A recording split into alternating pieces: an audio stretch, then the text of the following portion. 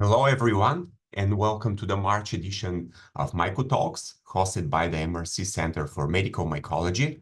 My name is Ilya Niliev, and I'm an associate professor and a head of microbiota and mucosal immunity laboratory at Weill Cornell Medicine in New York.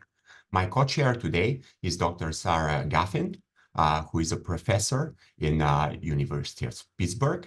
We have two fantastic speakers, Blake Billmyre, from University of Georgia, who is going to tell us about high-throughput genetics and antifungal resistance in Cryptococcus neoformans, and Antonis Rokas from Vanderbilt University, who is going to talk about strain heterogeneity and non-pathogenic fungus and how that's contributing to virulence. So the philosophy of the MycoTalks is focused on diversity in career stage, gender, geography, and field of science. Each talk will take 30 minutes, followed by a Q&A session. So please post your questions in the Q&A banner, and we'll read them, specify to who those questions are directed. Here are the upcoming MycoTalks in April and May. Very exciting outlines, so please join. They are MycoTalks for trainees, the Medical Mycology Trainee Seminar Series. Please contact the organizing committee if you are interested to present. And there is something new that's launched. So those are the MycoClinics talks. And they are starting in June 2024. We'll be focusing on clinical recognition, diagnosis, and management of fungal diseases, a new area. With no further ado, I will pass to my co-chair, Dr. Sarah Gaffin, who will present the next speaker. Thank you, Ilian. Welcome, everyone, to our March edition of MycoTalks. It's my pleasure to introduce our first speaker, Blake Billmyre. Blake is coming to us from the University of Georgia, where he just started his lab in this summer, I think. He is from Maryland and did his undergraduate work at the University of Maryland, and then did his PhD with Joe Heitman at Duke, studying Cryptococcus, and then moved on to the Stowers Institute to work on fission yeast and Cryptococcus, and he has leveraged that to tell you about the work that he's going to do today. And just as a reminder for the audience members, please submit questions through the Q&A, not the chat. We're not monitoring the chat. And we will try to get to your questions at the end, which we will do in combination with both speakers. So without any further discussion, Blake, take it away. Thanks. So I've got the actual presentation up here, not the presenter tools, right? Yep, looks good. Oh, okay, awesome. So thank you all for coming to the talk today. I'm really excited to tell you about some of the work we've been doing in our lab. What I'm going to tell you about today is sort of the tail end of my postdoc work, and now what we're doing in my group here at Georgia. So I work on Cryptococcus, which is a Basidiomycete budding yeast. Grows in the environment in association with trees and with pigeon guano. It can be aerosolized either as sexual spores or desiccated yeast, where mammals can then inhale it. It'll set up residence in the lungs where it forms one of its primary virulence factors, which you can see here. So these are cells surrounded by massive polysaccharide capsules that help to prevent immune recognition. It can then move from the lungs through the bloodstream into the brain, where it causes fungal meningitis. And this is uniformly fatal if left untreated. Even with treatment, there are very high mortality rates for cryptococcal meningitis. As a result, Cryptococcus causes approximately 147,000 deaths a year. This is primarily in immunocompromised patients, primarily in sub-Saharan Africa in conjunction with the HIV and AIDS epidemic.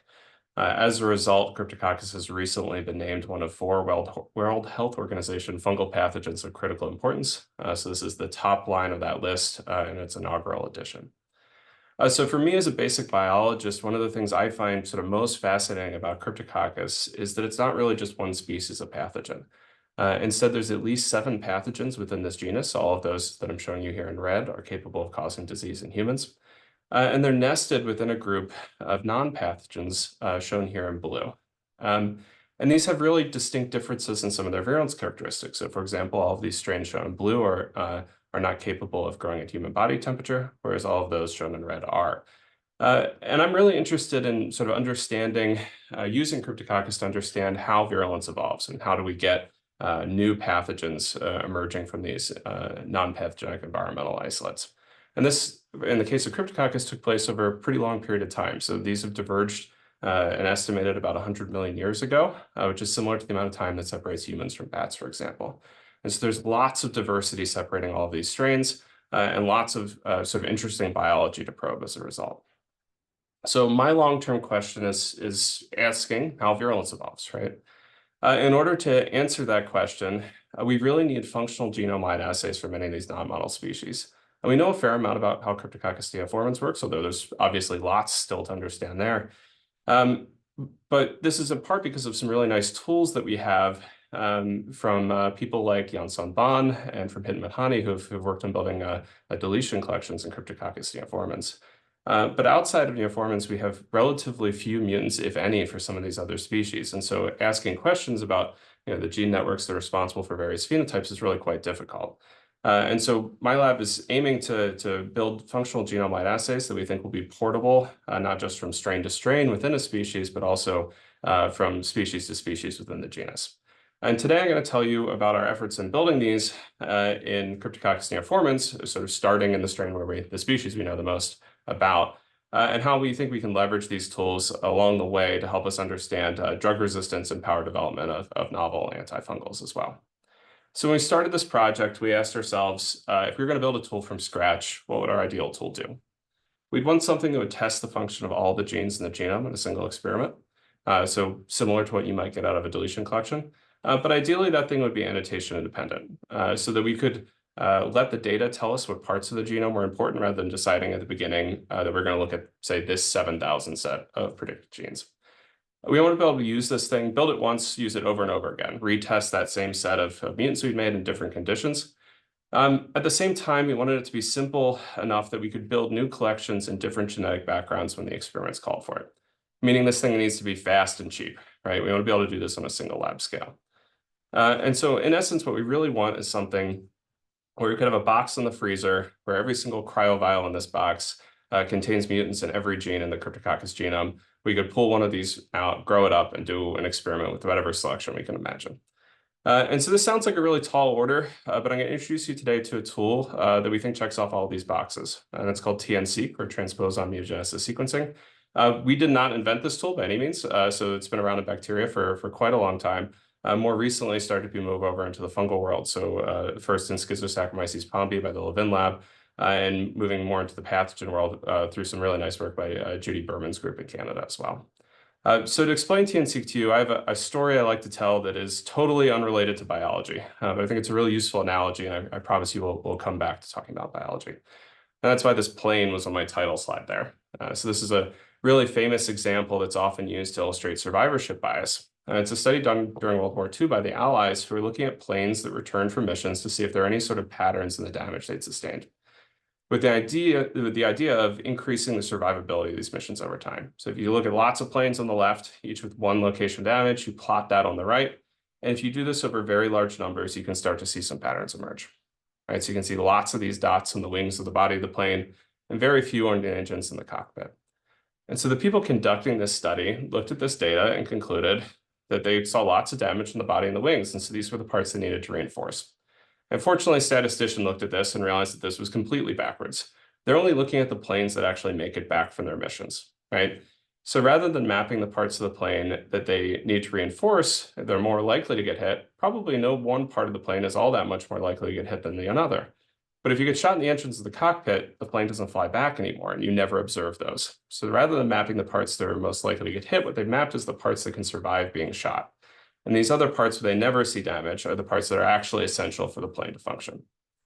And so by analogy, rather than looking at planes, we look at genomes represented by this stretch of genes.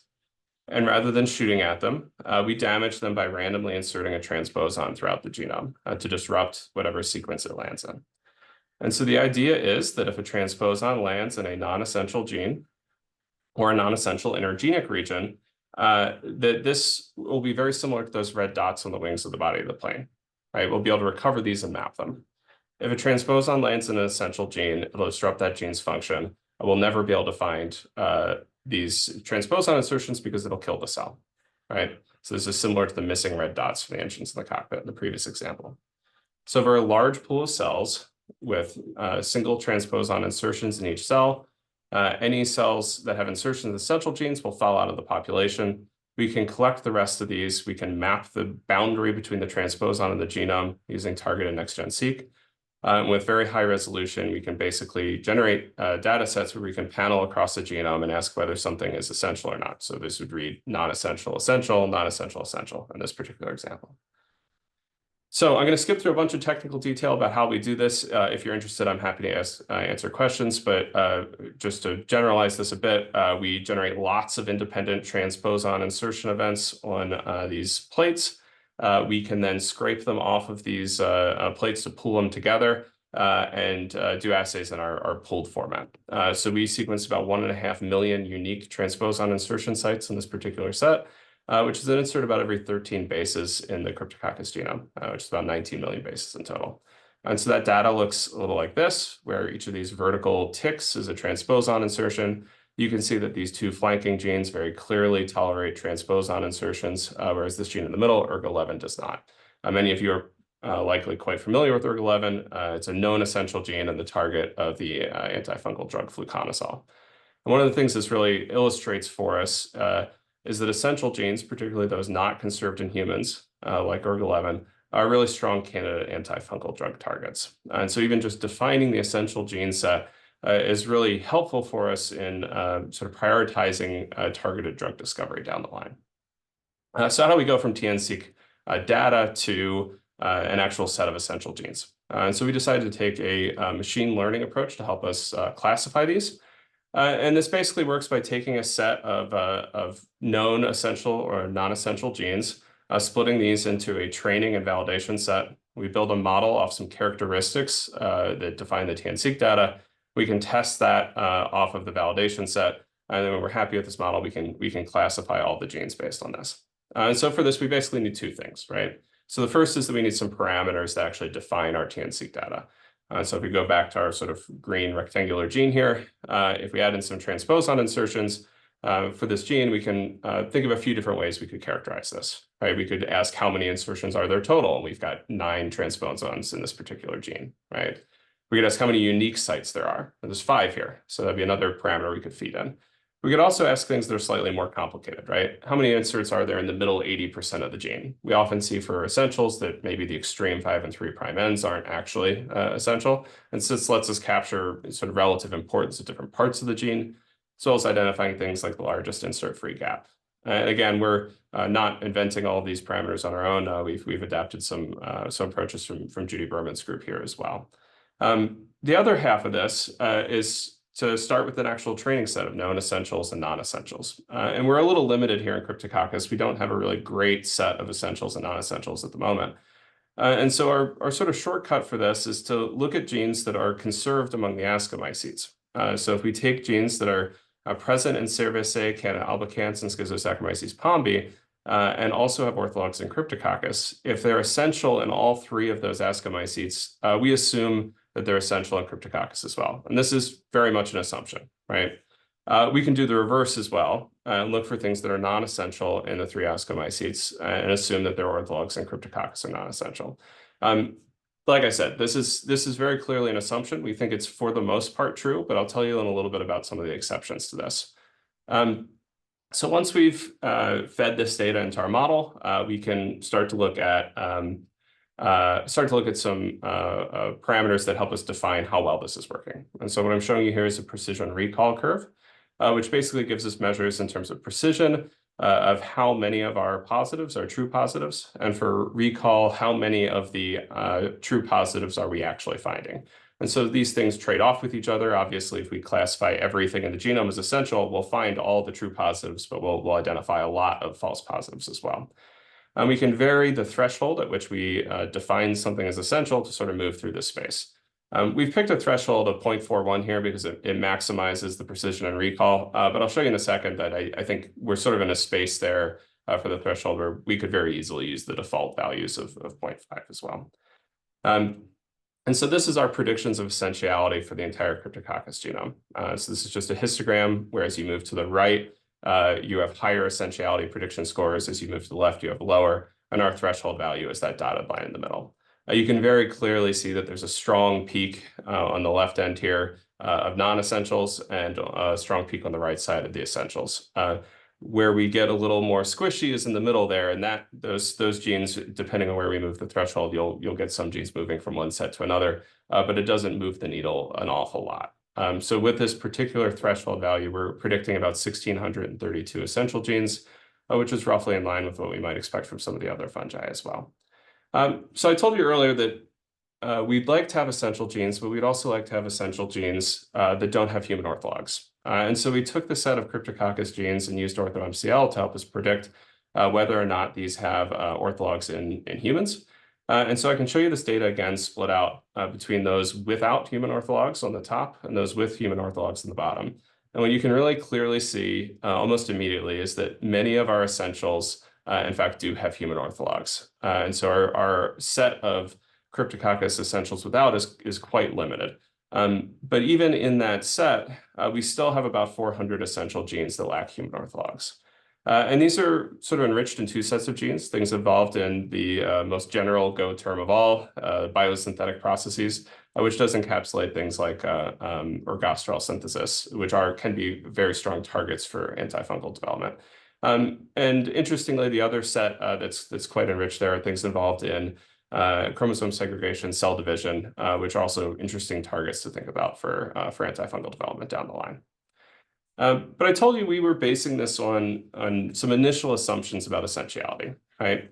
And so if we look back at this set of genes that we use to sort of train our model, we can look at the genes that are required in Cerevisiae, albicans, and Pombi and ask whether there are exceptions, whether our model tells us that some of these genes are non-essential in Cryptococcus, even though our training data told them they were. And we're able to identify 14 genes that look like this. Some of these are pretty obvious explanations. So some of these have paralogs in Cryptococcus that have probably created redundancy, enabling them to become dispensable.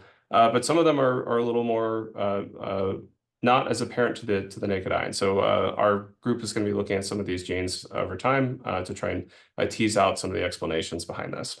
We can do this same analysis in reverse. Ask for things that are essential only in Cryptococcus neoformans, but dispensable in the others. We can find 29 genes that are sort of uniquely essential in Cryptococcus. We're interested in digging into some of these as well. But at the beginning, I told you we wanted to be able to take these libraries once we had them and screen them for whatever function we had in mind. And so I'm going to sort of show you how that works today. So we take one of these libraries, we can apply some selection to it. In this case, I'm going to tell you about antifungal drugs. And then we can sequence the inserts that are present before and after that selection and look for changes in insert landscape. So from a sort of simple cartoon example here, you can imagine that this third gene that no longer tolerates transposons is no longer a non-essential or essential gene, but it's sort of conditionally essential. It's important in the context of the selection we're applying here. I've also been simplifying things a little bit here, maybe oversimplifying things a little and telling you about the transposon insertions, displaying them as if they're a binary, that there's either an arrow there or there's not. In reality, our approach lets us measure the frequency that these transposon insertions are present at any given site within our library. And so it's perhaps more accurate to represent them like this, so that you can actually see changes, including relatively subtle changes in insert frequency across genes that allow us to detect both loss of transposons and gain of transposons at any given site. So we can detect these phenotypes moving in both directions. And what I mean by that is there's sort of three scenarios you can imagine. If I summarize all transposon insertions across a gene with a single bar here, you can imagine that transposon insertion frequencies in a gene might not change much after selection. And that's probably what we'd expect for the majority of the cases. Most genes are probably not involved in any given selection. But you can also imagine that we might see dramatic increases in transposon insertion frequency, such that losing that gene's function actually makes you more resistant to the drug that we're growing these under. And so these would be good candidates to look through clinical data to see if there could be loss of function mutations in these genes that are helping to confer resistance to drugs. We can see the exact opposite too. We can see cases where transposon insertions are depleted after selection, suggesting that loss of that gene's function makes you hypersensitive. And these could be good genes to target for development of synergistic drugs that might work well with our initial selecting drug. So I'm going to show you some data from fluconazole selections, going back to our sort of favorite ERG11 pair that's going to show up a few times here in this talk. And what I'm showing you here is a volcano plot. So every single dot in this plot is a gene for the Cryptococcus genome. As you move to the right, those are the ones where transposon frequencies go up after selection. As you move to the left, they go down. As you move vertically, these are more statistically significant. So anything in orange passes a pretty stringent multiple testing correction here. And to remind you, those things on the right are things we imagine as potential drivers of in vivo resistance. So if you lose function of these genes, that would help you become resistant. And the things on the left are things we could imagine as potential targets for synergistic drugs. So I'm going to highlight here in blue one of the things that was sort of most popped out to us when we first looked at our data. Every single one of these genes in blue is a gene in the RIM pathway. So to remind you, at the beginning, I told you that when Cryptococcus enters the lungs, it forms this characteristic polysaccharide capsule. And part of the reason it's able to do that is because the lungs are fairly alkaline. And so it can use this change in pH to understand that it's in a new environment. And this helps to trigger cell wall remodeling that enables the capsule to attach. And this pH sensing and the subsequent signaling cascade is sensed by components of the RIM pathway. And I was really quite fortunate when we found this, that Andy Alspaugh, who's worked out a substantial portion of RIM signaling in Cryptococcus, happened to have been my thesis committee chair in graduate school, and he was kind enough to send us a whole pile of RIM mutants to look at. And so if we look at these via this relatively standard spot dilution approach, we've got lots of cells on the left, very few cells on the right of each of these series. Our wild type cells are a little sensitive to fluconazole, but not particularly at these concentrations. If we do this with a RIM mutant, such as RIM23, we get pretty substantial sensitivity here. And if we add in all the rest of these mutants from the pathway, you can see that they all are quite fluconazole sensitive, really nicely validating the results from our TN-seq assay here. And so in the last part here, what I'm going to tell you about is something we're really quite excited about from the TN-seq, which is that we think the TN-seq approach is going to enable us to analyze essential genes in a screen-like fashion. So not just looking at the non-essentials you might typically see in a deletion collection, but also to screen for many of these function of many of these essential genes. So why is that? So I've been showing you genes throughout here as this sort of platonic ideal rectangle, right? But genes are more than just coding sequence. They have lots of other features, including 5' and 3' UTRs. And one of the things we noticed in looking at our data was that for many of the essential genes, we didn't see transposon insertions in the coding sequence, but we often saw them within the 5' and 3' UTRs. And our thought process behind this was that maybe disruptions in these regions aren't wiping out function completely. If they're essential genes and you had inserts here and they were wiping out function completely, we'd lose them, right? But maybe they're tuning it down a little bit. Maybe we're getting 80%. And 80% is fine under normal unstressed conditions. But if we add in a stressor that specifically requires this pathway, maybe these things go away, right? And so we can imagine seeing changes in frequency at these UTR inserts under selection. And so to test this idea, we turned back once again to our favorite example and looked a little more carefully at ERG11. So I'm showing you a more complicated view here with lots of exons and introns in ERG11. But importantly, we see inserts within the 5' and 3' ends of ERG11 as well. And so we looked specifically at these inserts in the 5' end and asked whether these were selected against over time. So we can see here at time 0, summarizing inserts across this whole region, that we've got plenty of inserts there. If we add in a no drug control, for the most part, they stick around. If we add in fluconazole in a dosage-dependent manner, they go away. And so this was really exciting for us. It supports this model pretty strongly. I'm not showing you any of the 3' data, but suffice to say the 3' end does not look particularly important in our hands. The 5' end looks very important. The inserts in the 3' end do almost nothing in our data set. And so what it suggests to us is that we could use the TN-seq to help us guide molecular analysis of these essential genes. You can imagine basically walking across these UTRs and asking whether there are sites where the transposons are required for growth under a particular stress and sites where they're not. And we can use this then to design perturbation alleles for many of these essentials.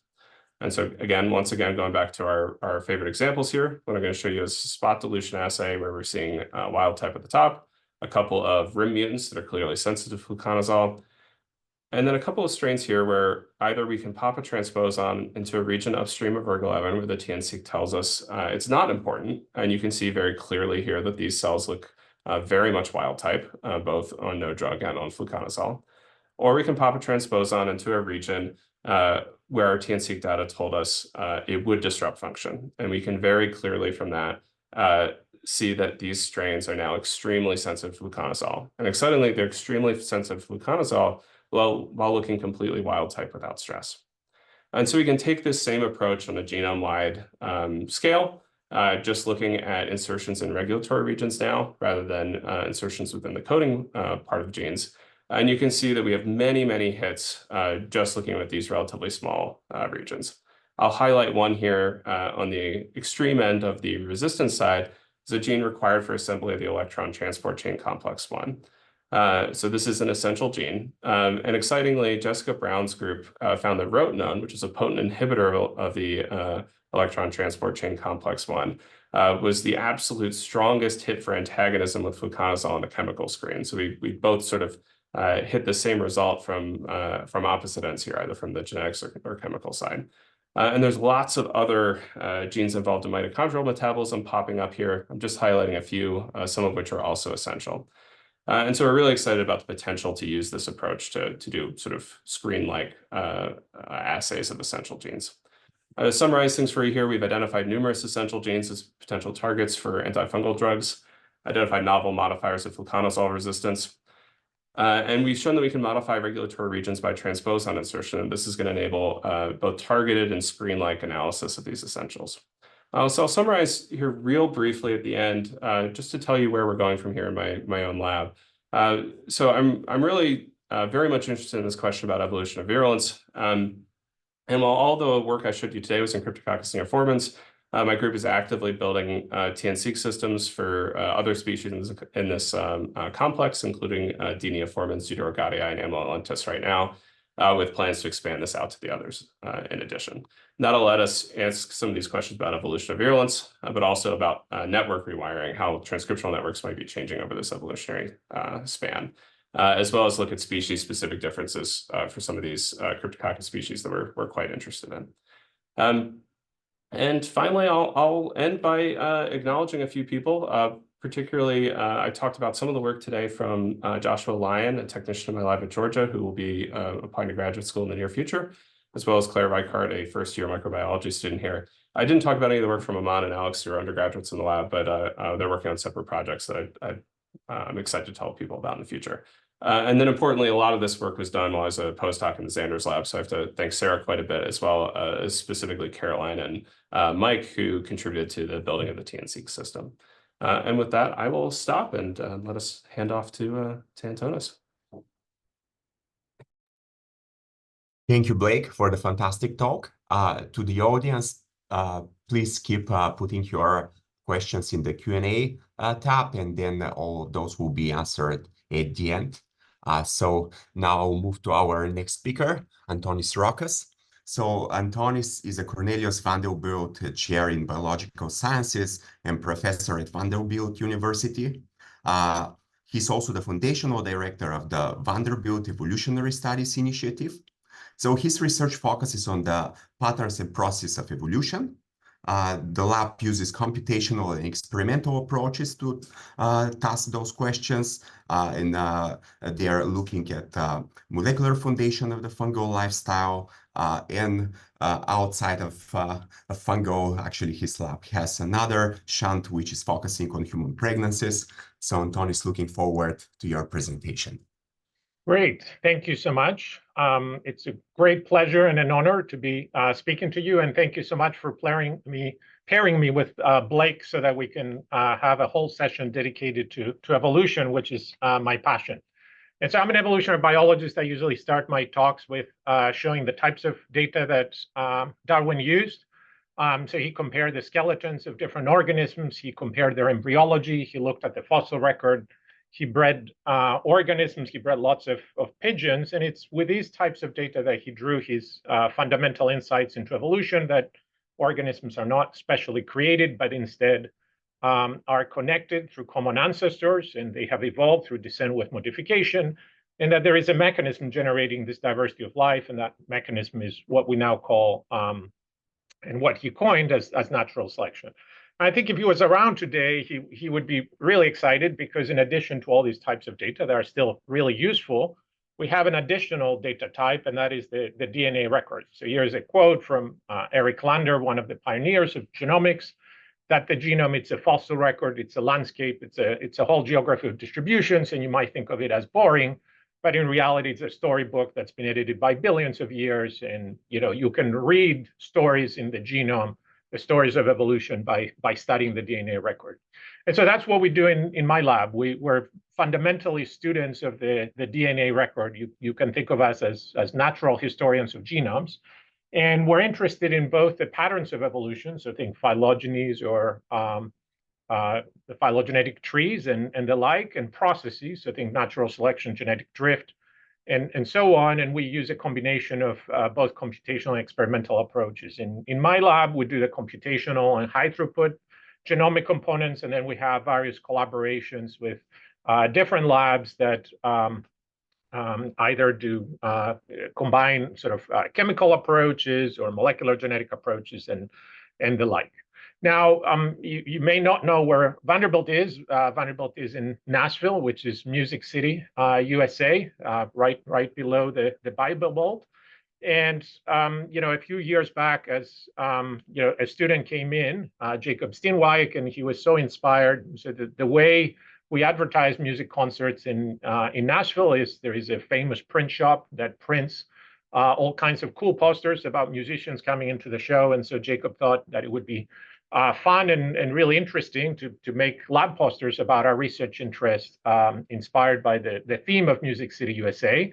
And I've been using them ever since, because they're really beautiful. And so we have interest in phylogenomics. This is sort of some of my background training.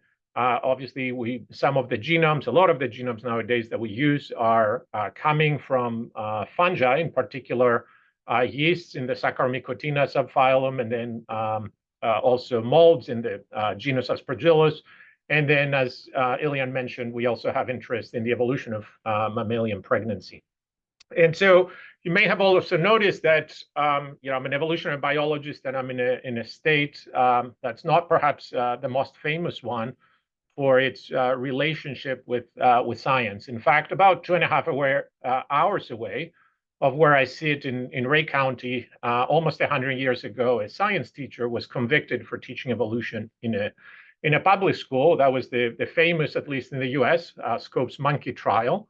And it set up quite a lot of the debates that, at least in American society, we still have, such as the relationship between science and religion, the role of experts in a democracy, who controls education in public schools, and so on, that are still with us today. And so as I sort of moved through the ranks, and with the help of many, many colleagues in the university administration, we were able to establish the Evolutionary Studies Initiative, which is a center of excellence focused on evolutionary studies.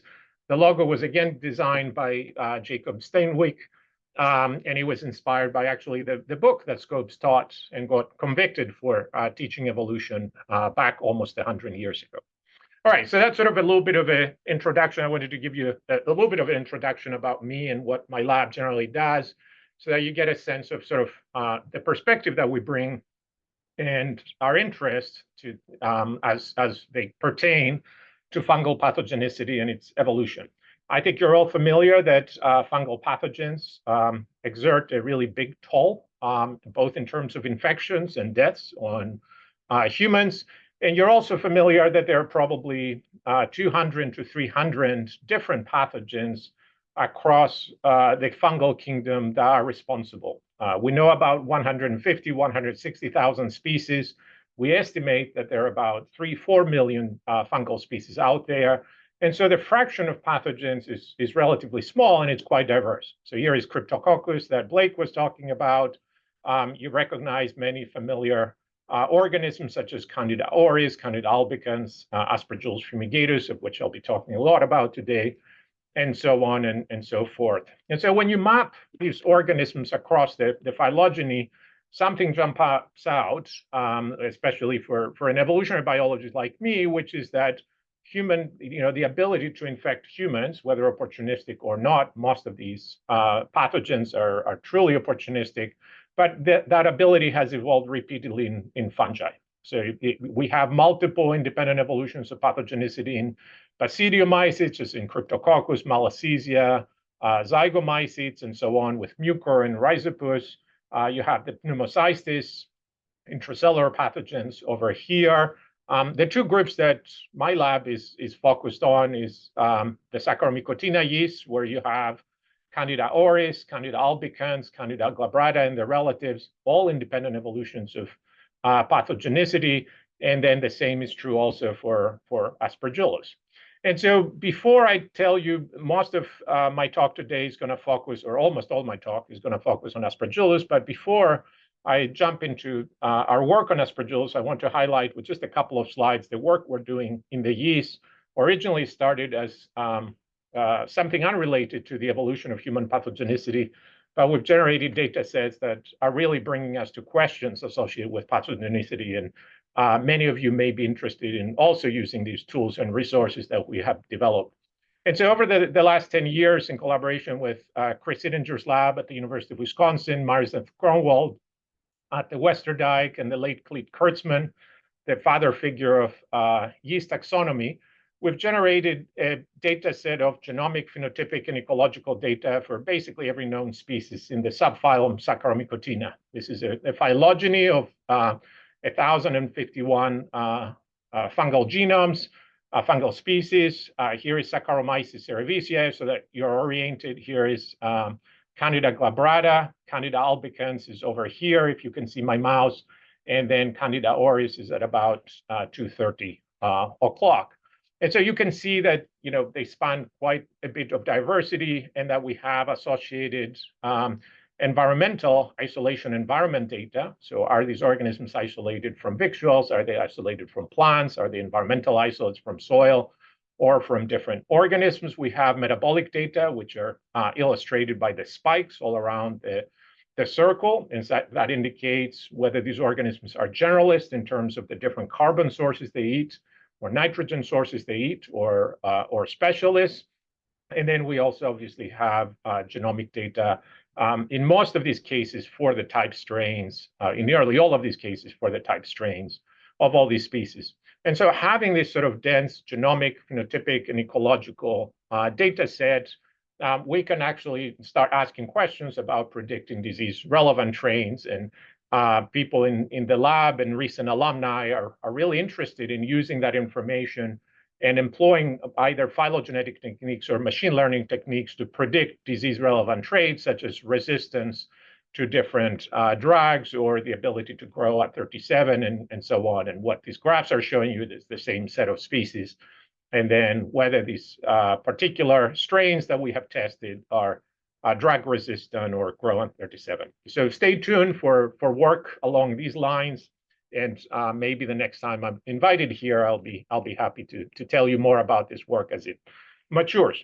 And so what I want to spend the rest of my time today is talk about the repeated evolution of pathogenicity in Aspergillus. And so here is just a small part of the Aspergillus family tree. Aspergillus has about 450 species that are divided in more than a dozen different sections. Think of them as subgenera. So this is strictly a part, actually one of the two parts, major clades in the section Fumigati. So one small, about 30 or so species, close related to Aspergillus fumigatus and the relatives. And I've color-coded the species that we know are encountered in the clinic, and I've given ballpark estimates. These numbers are not that accurate, but I've given ballpark estimates of the numbers of patients, infections per year that we observe in the clinic for the different isolates. And so you can quickly see that, again, even at such a small scale, right? So at a scale of therapy close related species, we have repeated evolution of pathogenicity.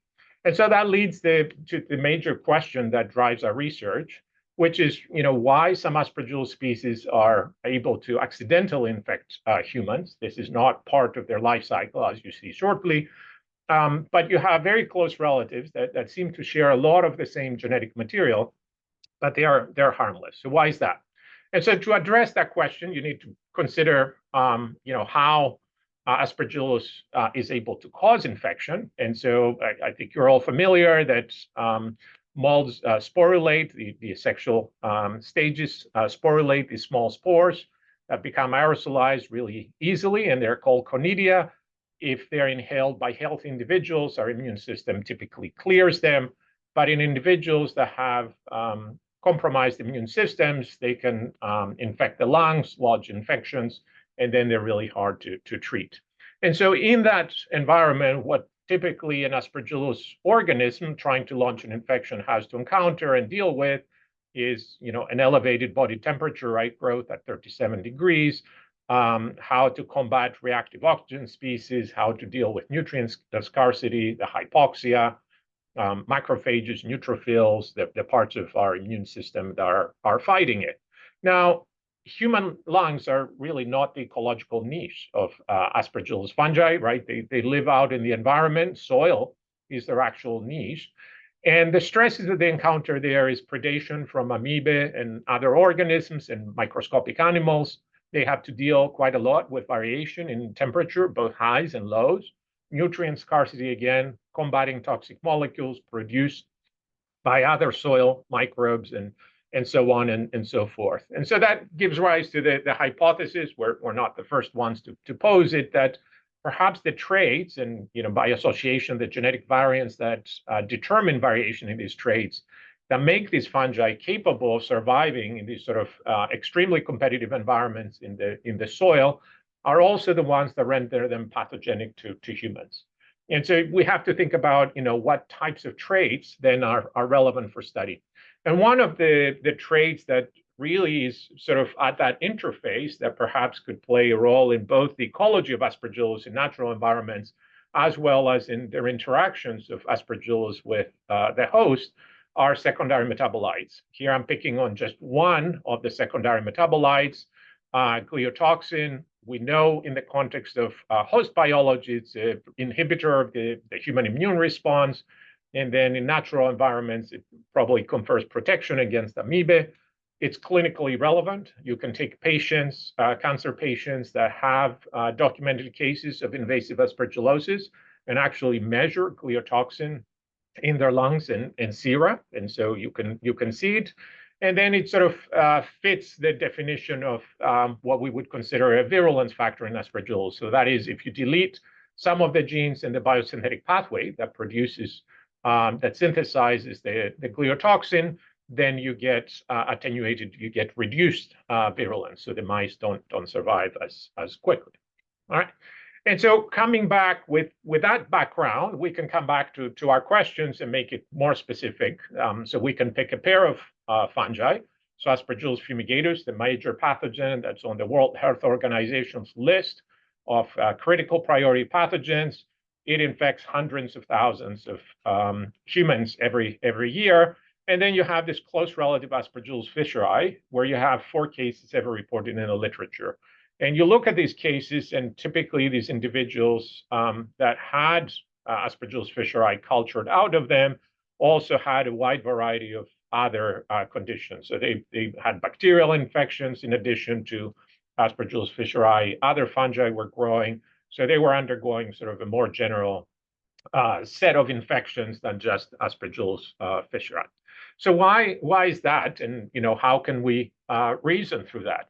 And so back when we started looking into first establishing that there is a difference, at least in the laboratory or in mouse models and animal models of disease between these two pathogens. And so we can take Aspergillus fisheri, one particular strain, the type strain. We can take a clinical and highly virulent strain of Aspergillus fumigatus, CA10, and put them in different mouse models, put them in Galeria, and you always see that Aspergillus fumigatus is much more quickly able to cause an infection and the death of mice or animals than Aspergillus fisheri. It's not to say that Aspergillus fisheri is completely naive, but it's less able to, its virulence is much lower than that of Aspergillus fisheri. We can also grow Aspergillus fisheri to different disease-relevant stresses and compare its responses to the responses of Aspergillus fumigatus. And so you can grow them in hypoxia, in growth at 37 under hypoxia, and you see that Aspergillus fumigatus tends to grow better than Aspergillus fisheri. You can subject them to cell wall stress and see that fumigatus is able to tolerate cell wall stress much more than Aspergillus fisheri. You can subject them to reactive oxygen species stress. Again, Aspergillus fumigatus is a more hardy organism compared to Aspergillus fisheri. Now, when you look at the genomes, as I've already alluded to, and you start comparing different strains of Aspergillus fumigatus and their genetic content with Aspergillus fisheri and close relatives, and if you focus on genes that are known to be involved in virulence in Aspergillus fumigatus, and so if you delete that gene in some animal model of fungal disease or in some assay, they show a difference in their ability to cause inflammation or infect organisms. What you see is widespread conservation of genes. And so the gene set, the toolkit for virulence in Aspergillus fumigatus seems to be present also in Aspergillus fisheri. Case in point, I already mentioned gliotoxin. There is a 13-gene cluster that's responsible for its biosynthesis and has been characterized in fumigatus. In Aspergillus fisheri, you find exactly the same cluster. There is one-to-one orthology between the genes in the two clusters. And when you grow Aspergillus fisheri in conditions that induce gliotoxin production and gliotoxin biosynthesis in Aspergillus fumigatus, if you grow fisheri in the same conditions, you also see the presence and the production of gliotoxin. Now, of course, you can go and start doing evolutionary analysis, and that's a major part of what we do, and identify other genetic differences. And so you can focus on gene families that contain more family members in Aspergillus fumigatus relative to all the close relatives, or identify genes that seem to be uniquely present in Aspergillus fumigatus relative to fisheri and other species, and then create deletion mutants and see differences, see that these are virulence factors. And so there are ways to connect genetic differences in genetics to differences in pathogenicity, and that's one of the major lines of research that we pursue. But more recently, we've sort of come back to this sort of situation of how do we compare fumigatus and fisheri, and sort of started realizing that perhaps the way that we're doing these comparisons is not necessarily wrong, but incomplete. And it's incomplete because we're relying on reference strains, right? So what I've told you so far is that we've taken a single strain of the pathogen and we've measured sort of different aspects of its pathogenic potential, right? How it responds to particular infection-relevant stresses, or what its level of virulence is in animal models of disease. And we've done the same for the non-pathogen. And some of you may be familiar, especially if you're working on Aspergillus, that strain heterogeneity in the virulence of the major pathogen Aspergillus fumigatus is well established for some years now by work done in the Kramer lab, in Nancy Keller's lab, in Kevin Fuller's lab, and several others. And so if you take different strains, each one of these lines corresponds to a different strain of Aspergillus fumigatus, infecting a mouse, an immunocompromised murine model of fungal disease, and you see that the different strains vary in their pathogenic potential, in their ability to cause death in these mice. And that has led to numerous commentaries by Nancy, by Amelia Barber, and others about how we need to think about our use of reference strains. And so we can go back to our model of reliance of reference strains and say, well, if we embrace strain heterogeneity and we adopt population thinking, then we see that there is actually in the pathogen, there is a range of pathogenic potentials. And so that raises the question then, if we're interested in the evolution of pathogenicities, what happens in the non-pathogen?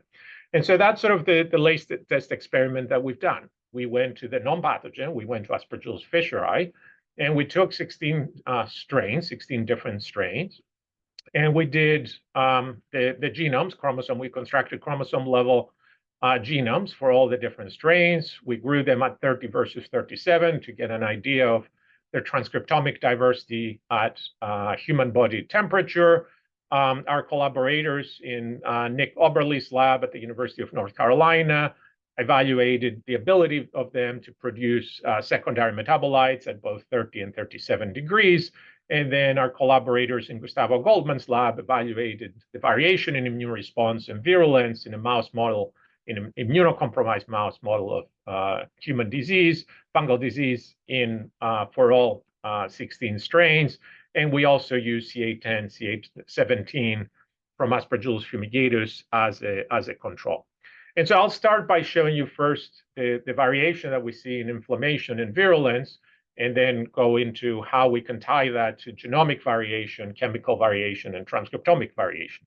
And so if we look at the levels of cytokines, so how much inflammation you can expose conidia to macrophages, and then after a couple of days of growth at 37, you can measure cytokine levels for all the different strains of Aspergillus fisheri and CA17, this highly virulent strain of fumigatus, as a control. And what you can already see is that you have quite a lot of variation in the macrophage response to the conidia that sometimes exceeds the response that spores of the CA17 highly virulent strain is illustrating. You can also take spores and infect mice and track their survival or lack thereof, and do that for all the different strains. And we see, again, quite a lot of variation. So here is one of our least virulent strains. CA17 again is used as a control. You can see that DTO2, this particular strain, doesn't kills very few mice.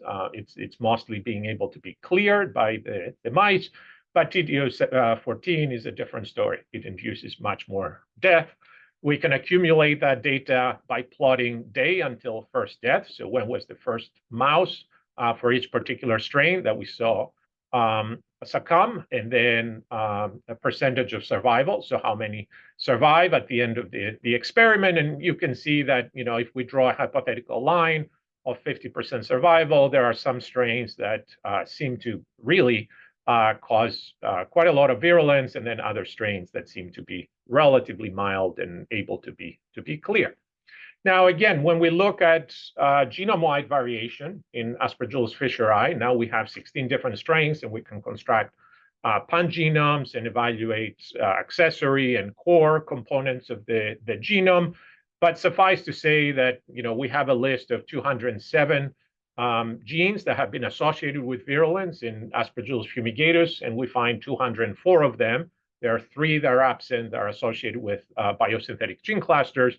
But overall, we see quite a lot of conservation at the level of genome sequence. We see more variation in transcriptional response to growth at 37, especially for the 204 virulence-associated genes across strains. About 1/3 to half of the genes seem to show transcriptional variation between strains. And then we see also substantial variation in terms of the production of secondary metabolites among strains. About 50% of the variation that we see can be attributed to strain heterogeneity, so strain to strain variation in the production of metabolites, and the remaining, or about another 30%, can be associated with variation in temperature. So if you grow the strains in different temperatures, you get a different profile. And then we can bring those together, so we can sort of try to synthesize the evidence of gene expression, the evidence of secondary metabolite production, for several different virulence-associated biosynthetic gene clusters and the secondary metabolites they encode. And by doing that, one of the items that jumped to us was that the ability to produce this iron chelator called Has. There is a biosynthetic gene cluster that produced this molecule, and it's an intracellular iron chelator. And the ability to produce gliotoxin seemed to both be associated with how virulent a particular strain was.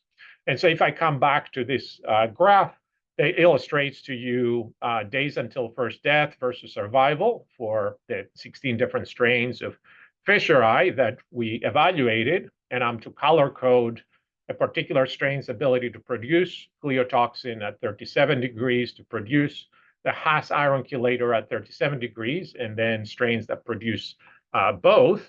Then you see a really nice correlation, and that correlation is statistically significant between the most virulent strains that we have in our data set and the ability to produce simultaneously gliotoxin and this intracellular iron chelator. And so we went to the literature trying to understand, how we could potentially explain or what model can we build for that would further support this sort of very preliminary, admittedly, hypothesis. And so what we found was that gliotoxin, right, I've already mentioned, it blunts the host immune response. And then a relatively new function that has been ascribed to it is that to cause ferroptosis in mammalian cells. So this is a form of cell death that's triggered by aberrantly elevated levels of intracellular iron. And so you can think of gliotoxin being the sword, and then the Haas iron chelator is essentially able to absorb that extra intracellular iron. Fungi are also susceptible to ferroptosis. And so maybe there is a strategy of sword and shield that's operating here, and that's how potentially these two molecules become associated with virulence. We're not proposing by any means that these are the two molecules that explain the evolution of virulence and the origin of virulence in Aspergillus fisheri, but certainly we believe they're pieces of the puzzle. And so if we go back to our graph, we started with sort of the reliance on reference strains. We embraced strain heterogeneity for both the pathogen and the pathogen. And so then the question becomes, do the pathogenic potentials of these two close related species overlap? And this is, preliminary data that we got just a week ago or two from Gustavo Goldman's lab. And what I'm showing you is Aspergillus fisheri, the same 16 strains that we evaluate. We're currently in the process of doing the same experiments for Aspergillus fumigatus for 16 representative strains. And this is survival of conidia to growth in the presence of macrophages, the inflammatory response of conidia-exposed macrophages for different strains. And you can see that there is certainly overlap in terms of how macrophages sort of recognize these the spores of these two different species. We'll see if that result holds up with the mice and with all our other analyses which are underway. And so as I wrap up and finish my talk, I want to consider perhaps a question that you may already have in your mind, which is, why don't we see Aspergillus fisheri in the clinic then, right? If it's that pathogenic, why is it not there? And, I think definitely the data suggests that Aspergillus fumigatus is certainly more capable of launching an infection, but perhaps that's not sufficient to explain its fisheri's absence in the clinic. So I want to propose that there are potentially two hypotheses to consider. One is ecology. We do know that Aspergillus fumigatus is potentially more abundant. Fisheri is found in the same environments, including outside of hospitals, but the ratio with which you find spores of Aspergillus fumigatus and spores of Aspergillus fisheri is skewed towards fumigatus. It's simply more prevalent. And so that's one potential explanation. The other potential explanation is that there is taxonomic misidentification in the clinic. Very often in efforts to be expedient, and clinical laboratories don't always have the resources to precisely identify fungi. So everything that's in the section fumigate gets lumped into an infection caused by Aspergillus fumigatus. We're beginning to collaborate with our clinical laboratory here at Vanderbilt to perhaps get a better handle of what's the extent of this taxonomic misidentification for Aspergillus. So I'll stop there but before I do so, I want to really acknowledge the folks that did the work. This has been a really fantastic collaboration between Gustavo Goldman's lab at the University of Sao Paulo, Nick Oberle's lab at the University of North Carolina, Greensboro, and my lab at Vanderbilt. Anything that you saw that had to do with mice and inflammation and molecular genetics comes from Gustavo's lab through some fantastic postdocs and senior researchers, Camila Pinzan, Patricia Castro, Tyler Desries, and Andrews Delpage in particular. In Nick's lab, the chemical data were generated by Manuel in collaboration with Josefa. And then in my lab, in early years, Matt and Jacob led the work, and in more recent years, David, Tomas, Karen, and Adi have been leading it. We have had many collaborators that we're really grateful for, and lots of support from funding agencies. So I'll stop there, and I'll be happy to enter the conversation part of the MycoTalks. Thank you for listening. Great, thank you so much. You could stop screen sharing and get everyone here. All right, thanks to both of our speakers. We have a lot of questions coming in. Just a reminder to the audience, please submit your questions through the Q&A. And Blake, if you have a second to open up your video, great. All right, so we'll start with a couple of questions for Blake. So there were several questions tending towards, if you could comment on the translatability of your technique to other pathogens or other fungi, especially, and in particular, any hurdles for specific bacteria, fungi, and C. neoformans was raised in particular. Yeah, so I could give a 30-minute talk just on this part. So I started working on TNSeq in Sarah's lab, working on POMB, so one of the fission yeasts. And the idea we had was we would just take the POMB system and translate it over to Cryptococcus, and that did not work. And so I think we've learned quite a bit in the process of doing that about how different these systems are and where some of the challenges are for many of these fungi.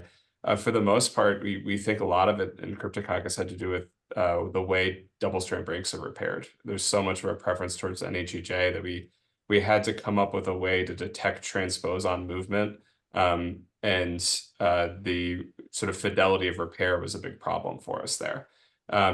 So as we move into the other Cryptococcus species, we haven't had those same challenges yet. It seems like it's going to be at least relatively portable within the genus. But the other people who've established this TNSeq systems in pathogenic fungi, such as Judy's group, there's a glabrata system as well, though I'm not recalling the person's name, I apologize. But so there are some other systems around right now, and for the most part, we've all sort of taken different approaches. It'll be interesting to see how well those approaches translate across larger sort of evolutionary spans. So there was a question of whether there's any evidence that with the 5' untranslated region sites that you're disrupting, whether there's upstream orphs that might be involved here. Yeah, it's really interesting. We haven't explored that particular aspect. What I can say that we've looked at is that for many of the essentials, we do tend to tolerate inserts at extreme ends of the 5' or extreme 5' ends. And we can often see downstream ATGs where it looks like we're potentially clipping off either we're getting sort of a second ATG that compensates, or the annotation's wrong, or potentially we're clipping off signal peptides. And so we have explored the possibility that there's sort of different isoforms going to different locations for some of these guys. And the sort of upstream orphs, I think, is a really interesting model along those same lines that we haven't looked at explicitly yet. Okay. All right, so now I'll go with a question for Antonis. So your talk triggered this evolutionary discussion here, cross-kingdom now. So the first question, has pathogenicity in bacteria also emerged repeatedly in different clades? And is the case pattern of emergence in fungi any different to other human pathogens in that sense? Yeah, that's it. I could also give another 30-minute talk on that. So absolutely has evolved repeatedly in bacteria as well. I think what's special about fungi from an evolutionary perspective is, and it's not true of all fungi, there are some that have co-evolved with their host, but the vast majority is, if you take Aspergillus fumigatus, Cryptococcus, Candida auris, they're accidental. The infection is not part of their natural life cycle. They don't depend on infection to propagate, to reproduce, or anything like that. Whereas a lot of bacteria, if you think of a pathogen like tuberculosis, the TB, bacillus, it has a role for the host. The host is part of the life cycle. And so that throws a wrench, because a lot of our models of how we think about the evolution of pathogenicity require coevolution with a host and optimization or trade-offs between how much virulence you cause and probability of spreading and so on. For Cryptococcus, for Aspergillus, that's not the case. I don't think they care that much. Maybe I don't know if Blake has different opinions, but in my mind, what Aspergillus does is what it does out in the environment, and that's what's critical for its propagation and the evolution of its phenotypic characteristics. And the ability to cause infections in immunocompromised humans is entirely pathogenic. One example I mentioned along these lines that to me was sort of, once I realized it was a paradigm shift, is think how much AIDS has changed the landscape of fungal disease, right? So before the 80s, there wasn't as much attention in fungal disease, and then the AIDS epidemic happened. You have a new population of immunocompromised, very severely immunocompromised individuals, and suddenly you see fungal pathogens that you've never before seen or paid attention to, right, in entire cities getting infected. And so that I think that's what fungi are really good at, and it's something that we haven't studied historically in the context of bacterial pathogenesis or any other pathogenesis a lot. Right, thank you. So Blake, there's a question here about it says, so there 1632 essential genes were found in Cryptococcus. How many of those were previously validated? How many are new? And how would you jive that, with the implication that such a large percentage of those genes are essential? Yeah, so it's an interesting question. I think that the estimates for essentiality from Cerevisiae, it's sort of two parts of this, right? The estimates for essentiality in Cerevisiae are actually not that far off of where we are. So the estimates are typically about 15 to 20%. And Cerevisiae has this history of a genome duplication that probably creates redundancy for at least a subset of its genome. So it being a little below where we are is actually not shocking to me. The other part of that is that essentiality is a squishy term, right? So how you define it alters what your numbers are for this pretty dramatically. In our hands, things that are really, really sick, but you could still make a mutant of, will score as essential. And so we're going to overestimate a little as a result of that. I think for the most part, if what we're motivated by is thinking about developing drugs, if you make something really, really sick inside of a host, that's probably just about as good as actually killing it. So I think it's a trade-off it's more semantic than anything else, really. But it's a point well taken because we all define it very slightly differently. Okay, so we'll go now with a question for Antonis. So how is the ecological niche of fishery different from fumigatus or not? And can that explain how one evolved into pathogen while the other did not? Yeah, we're in the process of trying to get, this is a great question. So far, environment, if you look at environmental surveys that go and try to identify, what Aspergillus species you can identify from a particular environment, wherever you see Aspergillus fumigatus being isolated, you also find Aspergillus fischeri. The ratio, and this is, I don't want to be quoted on that because the data are really anecdotal, is about 7 to 1. So for every 7 Aspergillus fumigatus isolates that you have about 1 for Aspergillus fischeri. We are in the process of trying to create GIS distributions, so using geographical data and environmental data from existing isolations to basically predict the distributions of different species. And that perhaps might start sort of showing us some differences in the global distribution. We know fumigatus is a global cosmopolitan pathogen.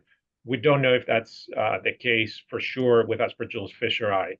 And so there might be different preferences, but it's we would have to do a little bit more field work and then integrate some of the metagenomic data out there to be able to speak with greater certainty to that. But it's certainly a very interesting question. Yeah, very early and exciting. So there's a question, Blake, that I know you screened for genes that were not in human cells, but did you do toxicity studies to make sure there were no adverse events of introducing the transposon together with the fluconazole? And are you looking for post-hoc applicants? Yeah, so I can answer the second first. Yes, we're looking for postdoc applicants. The first part, so we've done that for a couple of the transposon strains using those as controls, and we don't see any direct interaction between transposons and the fluconazole themselves.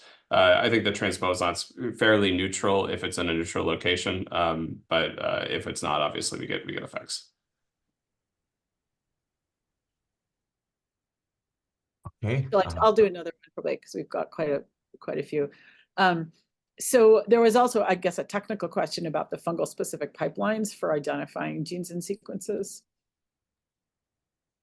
Yeah, I'm not 100% sure. Honestly, Antonis might be the person for this one. But yeah, there are a number of what I can say about the essentiality here and some of the genes we're popping up is that we do definitely have some lineage specifics for either for trimelomycetes or even within Cryptococcus that are popping up as essential, things like that. But for identifying things that are specifically fungal essential, I guess if you want a straightforward way of doing that, I guess I would think about Fungi DB, which has some pretty strong phylogenetic tools to do that with a sort of graphical interface. And that's integrated pretty well to OrthoMCL and OrthoDB.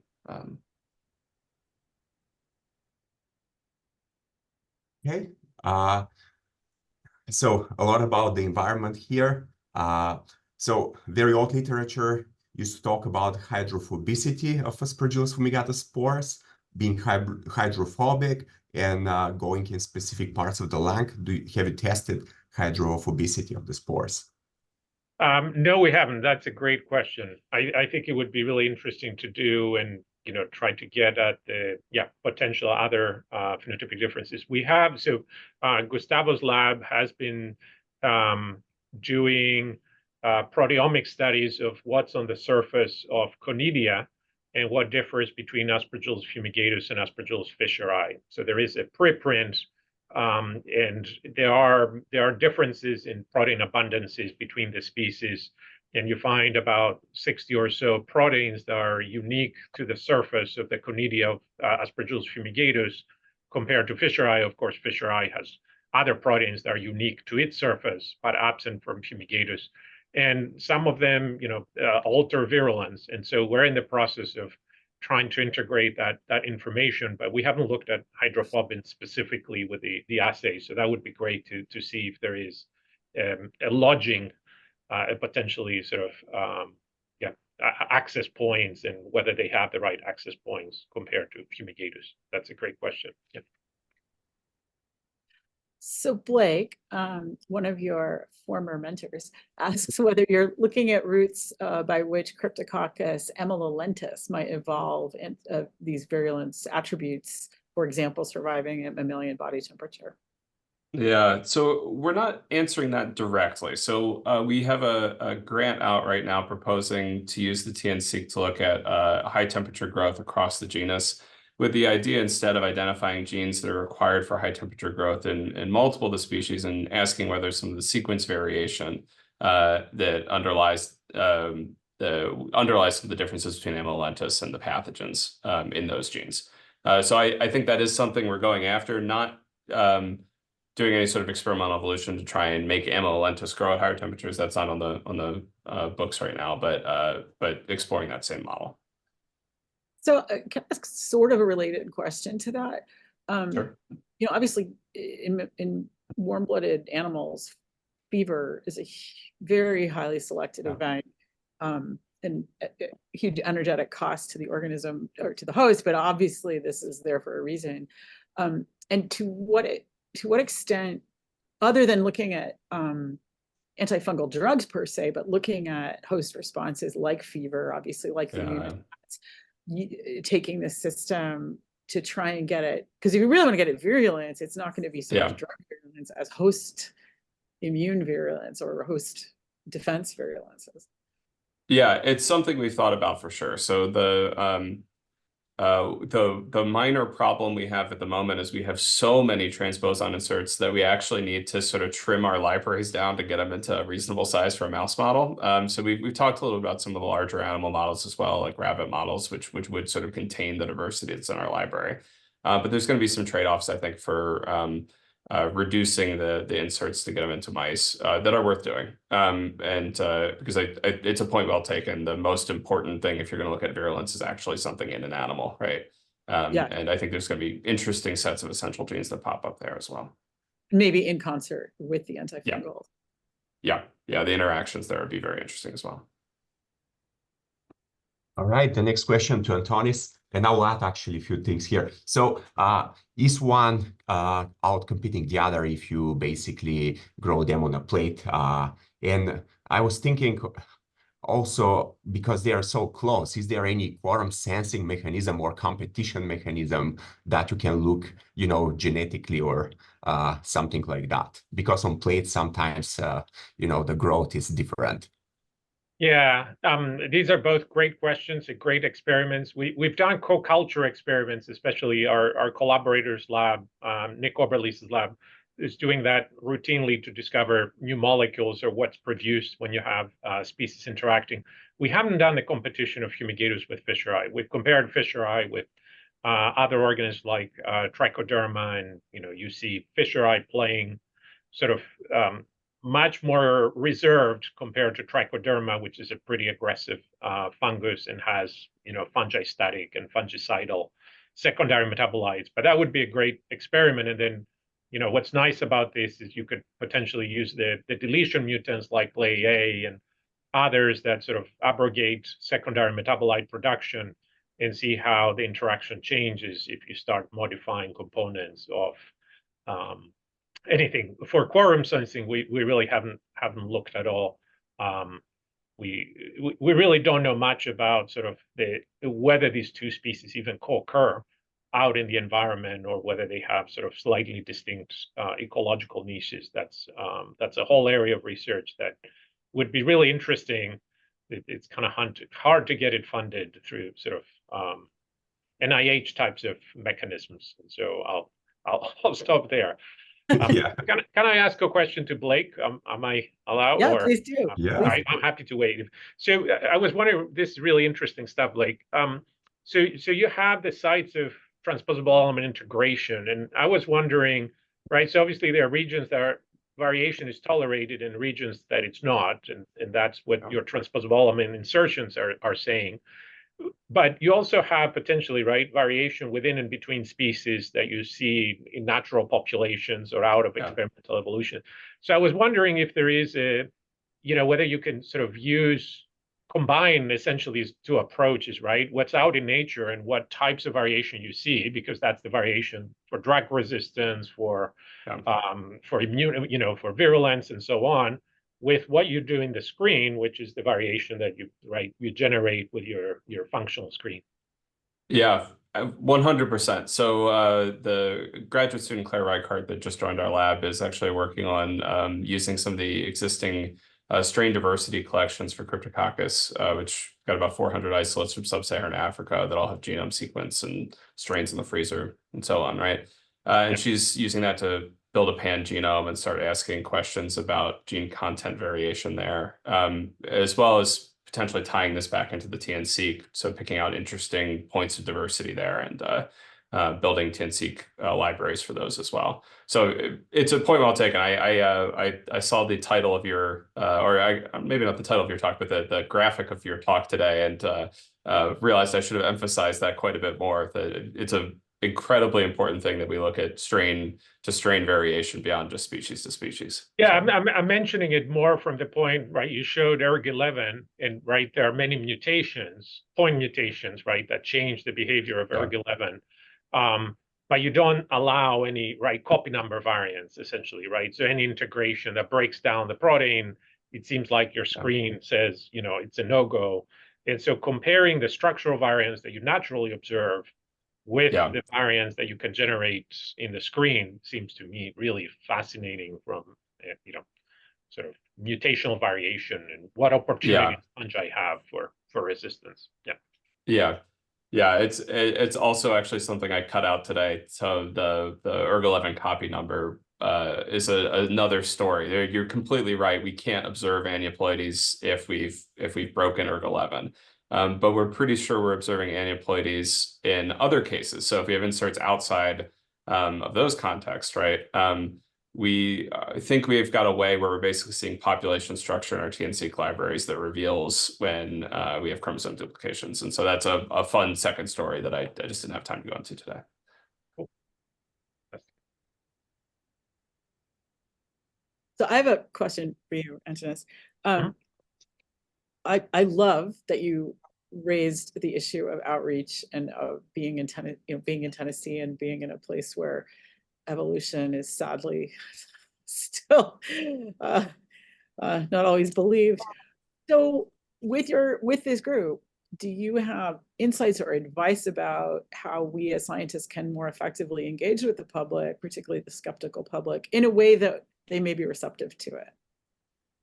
Yeah, so our approach has been try to do as much outreach as we can in environments where the opportunities are not there, in the high schools or K through 12 settings where the opportunities are not there. So we have an outreach program where we take them to a fossil site and they see, right, this is Tennessee, so landlocked area, but they see, fossils of marine organisms from millions of years ago. And that leads to questions about, how did this come about, and climate change and all these things. And so that's sort of the group. There are different strategies of engaging with the public. Obviously, right, there are some people that just don't accept right evidence. There are others that sort of are more open to the concept of evolution, but not for humans. And so the responses vary in terms of how you approach it. What I typically do, on the airplane when I sit next to somebody, and I start talking about variation and things that they know. And I avoid using the E word and try to engage them at the level of what do we do, how it's relevant, drug resistance. These are topics that people care about. They're smart, they understand. And if I can convince them that there is variation out there and that there are changes in the variation over time, I'll take that as a win. And whether, eventually, right, that potentially will translate into something bigger. But that's at least my approach, and the group's approach is focus on young ages, and then with adults that are perhaps too skeptical, try to find a point of common ground and build from that, rather than go and argue with somebody for no reason. Right. Yeah. Thank you. Oh, thank you for the question. Blake, there's one more scientific question for you about the differences. What can you say about the differences between essential genes under growth conditions? And is there a minimal set of shared essential genes, some of which, that really might create that core susceptibility locus? Yeah. So I think yes is the answer. Yes, there's a core set. I think our ability to assay that is difficult. So we're always restricted by what we have to do to get the transposon to move and detect it. And so this is actually something I should have said earlier in the response to the question about why there were so many essentials as well, right? We are overestimating a little bit, in part because we have to grow them in conditions that induce transposon movement. And so we're calling things essential that are required for growth on galactose, for example, in our hands. And that's certainly, not most people's definition of essential. So I think it's more of a theoretical, yes, there is a core set, but we're going to have a very hard time drilling down to what exactly that core set is. We're estimating, a little over what that actually is. Great. So Antonis, last question, and I'll link it to what also Sarah said here. So the question is, do you have ideas of how aspergillus interact with other strains and microorganisms? So that could be a nice icebreaker if it outcompetes our microorganisms that others know. So we do know that it interacts with other organisms. Sometimes production of particular secondary metabolites is triggered by interaction with specific species of, say, actinobacteria. There is beautiful work from Axel Brackage's group where they see production of particular metabolites when they interact specifically with one organism. There are also known interactions of aspergillosis with Pseudomonas and other bacterial pathogens. And so we do know some of it. I can't say that, probably we can't say that for almost any fungus that we really understand the ecological niche, right? The scale in microbiology, when we think about environments for animals or plants, right, it's sort of scales that we understand. When you think about environments of microbes, a few centimeters can make a huge difference and mean the presence of an entirely different niche. And for fungi, certainly I'm not aware of, or I haven't dug into that aspect of the literature to see if there are any advances. But my sense is for aspergillus, there isn't much known. It would be great to take a cubic meter of soil and really identify the location of every microbe and who's the neighbor and have some spatial characteristic, but I think it would be a very expensive experiment. The way I would want to do it, it's exciting nevertheless, and I think certainly my perspective of studying the evolutionary genomics of these pathogens and the phenotypic and integrating sort of all these different data sets for fungi is that ecology is going to be the biggest roadblock in the next 10, 15 years. We have the genomics, we have the phenotypic assays, we have the CRISPRs, we have the phenotyping, all that we can do. Knowing where the organisms are in the environment is going to be the big issue. And, we've seen it with Candida auris, and we've seen it with BD and, all the other pathogens that when they merge, there is a rush to understand the ecology. And so if there is sort of if I can use my bully pulpit for the last second is, support fungal ecology. I think we really needed to understand the evolution of pathogenicity and pathogenicity in general. I don't think we can do without, and it's a big gap. You put it very nicely for the funding agencies and for everybody else. Let's hope they're listening. All right, well, thanks to both of our speakers. This was really an exciting and illuminating set of conversations. And thanks to our audience for all the terrific questions. Please remind your colleagues that these will be available on YouTube, and you can access it via the MRC Center.